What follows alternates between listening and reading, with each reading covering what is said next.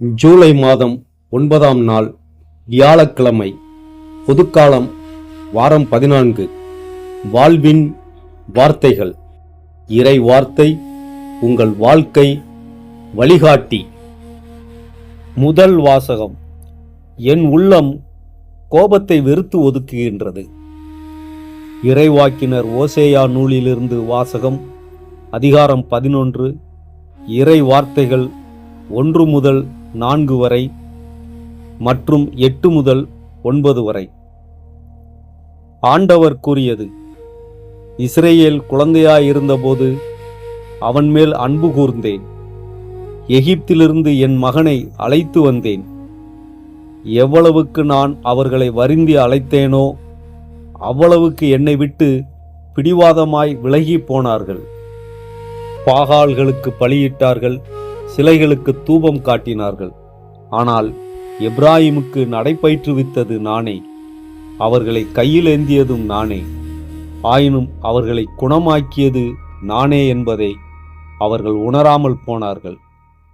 பரிவு என்னும் கட்டுகளால் அவர்களை பிணைத்து அன்பு கயிர்களால் கட்டி நடத்தி வந்தேன். அவர்கள் கழுத்தின் மேல் இருந்த நுகத்தை அகற்றினேன். அவர்கள் பக்கம் சாய்ந்து உணவு ஊட்டினேன். என் உள்ளம் கோபத்தை வெறுத்து ஒதுக்குகின்றது. என் இரக்கம் பொங்கி வழிகின்றது.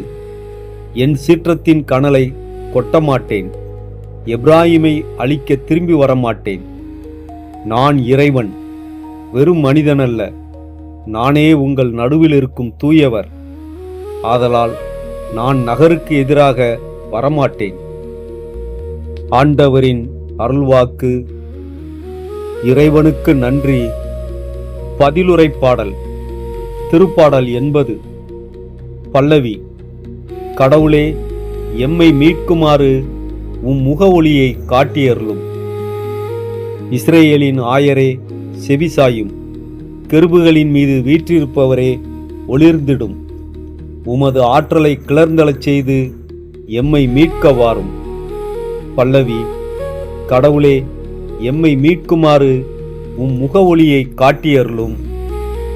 படைகளின் கடவுளே, மீண்டும் வாரும். விண்ணுலகினின்று கண்ணோக்கி பாரும். இந்த திராட்சை கொடி மீது பரிவு காட்டும். உமது வழக்கை நட்டு வைத்த கிளையை, உமக்கென நீர் வளர்த்த மகவை காத்தருளும். பல்லவி. கடவுளே, எம்மை மீட்குமாறு உம் முக ஒளியை காட்டியருளும். நற்செய்திக்கு முன் வாழ்த்தொலி. அல்லேலுயா, அல்லேலுயா, இறையாட்சி நெருங்கி வந்துவிட்டது. மனம் மாறி நற்செய்தியை நம்புங்கள். அல்லேலுயா. நற்செய்தி வாசகம்.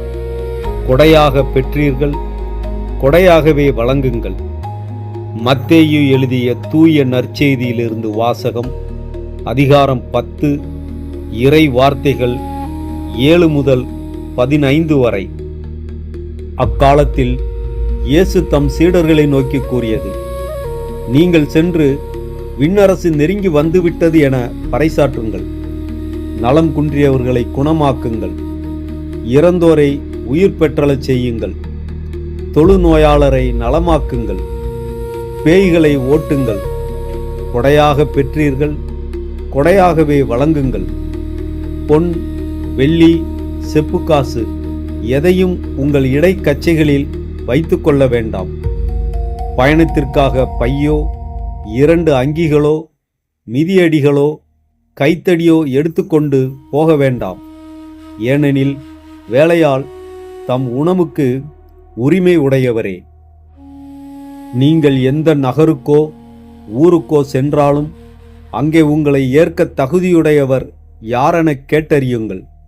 அங்கிருந்து புறப்படும் வரை அவரோடு தங்கியிருங்கள். அந்த வீட்டுக்குள் செல்லும் பொழுதே வீட்டாருக்கு வாழ்த்து கூறுங்கள். வீட்டார் தகுதி உடையவராய் இருந்தால் நீங்கள் வாழ்த்திக்குரிய அமைதி அவர்கள் மேல் தங்கட்டும். அவர்கள் தகுதியற்றவர்களாய் இருந்தால் அது உங்களிடமே திரும்பி வரட்டும். உங்களை எவராவது ஏற்றுக்கொள்ளாமலோ நீங்கள் அறிவித்தவற்றுக்கு செவிசாய்க்காமலோ இருந்தால் அவரது வீட்டை அல்லது நகரை விட்டு வெளியேறும் பொழுது உங்கள் கால்களில் படிந்துள்ள தூசியை உதறிவிடுங்கள். தீர்ப்பு நாளில் சோதோம் கொமோரா பகுதிகளுக்கு கிடைக்கும் தண்டனையை விட அந்நகருக்கு கிடைக்கும் தண்டனை கடினமாகவே இருக்கும் என நான் உறுதியாக உங்களுக்கு சொல்கிறேன். ஆண்டவரின் அருள்வாக்கு. கிறிஸ்துவுக்கு புகழ். தந்தை, மகன், தூய ஆவியாரின் பெயராலே ஆமேன். திருப்பாடல் 88 அடிப்படையில் ஜெபம். என் மீட்பராகிய ஆண்டவரே, பகலில் உம்மை நோக்கி கூக்குரலிடுகிறேன், இரவிலும் உம் திருமுன் கதறுகிறேன். எங்கள் வேண்டுதல் உமது திருமுன் வந்து சேர்வதாக. என் கதறலுக்கு உமது செவியை சாய்த்தருளும். ஏனெனில் என் உள்ளம் துயரங்களால் நிரம்பியுள்ளது. என் உயிர் பாதாளத்தின் விளிம்பில் தள்ளாடி கொண்டிருக்கிறது. குழிக்குள் இறங்குபவர்களுள் ஒருவனாக நான் கருதப்படுகிறேன். துணையின்றி தவிக்கும் மனிதனைப் போல ஆகிவிட்டேன். ஆண்டவரே, மடிந்தோரில் கைவிடப்பட்டவனைப் போல நான் கிடக்கிறேன். வெட்டுண்டு கல்லறையில் தீழ்வோரைப் போல நான் உணர்கிறேன். அவர்களை நீர் இனிமேல் நிறைவு கூறுவதில்லை. அவர்கள் உமது பராமரிப்பிலிருந்து முற்றிலும் துண்டிக்கப்பட்டார்கள். நீர் என்னை மிகவும் ஆழமான குழியிலும் காரிருள் சூழ்ந்த பாதாளத்திலும் தள்ளிவிட்டதாக என் மனம் கலங்குகிறது. உமது சினம் என் மீது கடுமையாய் அழுத்துகின்றது. உமது துன்ப அலைகள் யாவற்றாலும் என்னை மூழ்கடிக்கிறேன். என் நண்பர்களை என்னை விட்டு தூர விலக்கினீர். என்னை அவர்களுக்கு அருவருப்பாக்கினீர். நான் வெளியே வர முடியாதபடி அடைபட்டு கிடக்கிறேன். துயரத்தினால் என் கண்கள் ஒளி இழந்து விட்டன. ஆண்டவரே, நாள்தோறும் உம்மை நோக்கி மன்றாடுகிறேன். என் கைகளை உமக்கு நேராக விரித்து ஜெபிக்கிறேன். ஆண்டவரே, நான் உம்மையே நோக்கி துயரத்தோடு கதறுகிறேன். காலையிலே என் வேண்டுதல் உமது திருமுன் வருகின்றது. ஆண்டவரே, என்னை ஏன் தள்ளிவிடுகின்றீர்? உமது முகத்தை எனக்கு ஏன் மறைக்கின்றீர்? இளமை முதல் நான் சிறுமைப்பட்டு சாவின் விளிம்பில் இருக்கின்றேன். உமது அச்சுறுத்தல்களால் நான் நிலைகுலைந்து தவிக்கின்றேன். உமது சினம் என்மேல் பாய்ந்து வருகின்றது. உமது திகில்கள் என்னை நிர்மூலமாக்குகின்றன. என் இறைவனாகிய ஆண்டவரே, இந்த இருளின் நடுவிலும் நீர் என்னோடு இருக்கின்றீர் என்பதை நான் நம்புகிறேன். என் அழுகையையும் கண்ணீரையும் உமது பாதத்தில் சமர்ப்பிக்கின்றேன். எனக்கு அமைதியும் ஆறுதலையும் மீட்பையும் தந்தருளும்.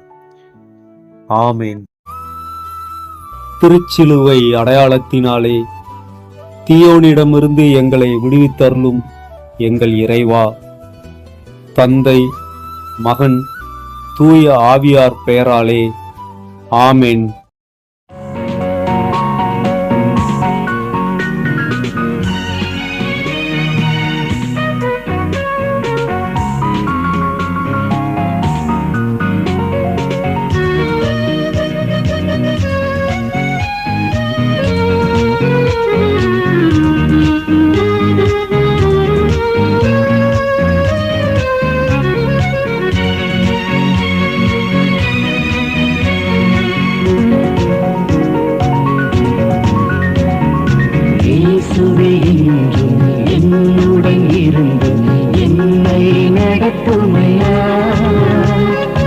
என்னை முழுதும் உந்தன் பாதத்தில் அர்ப்பணம் தந்தேனையா.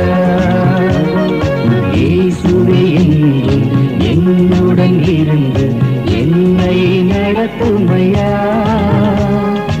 என்னை முழுதும் உந்தன் பாதத்தில் அர்ப்பணம் தந்தேனையா.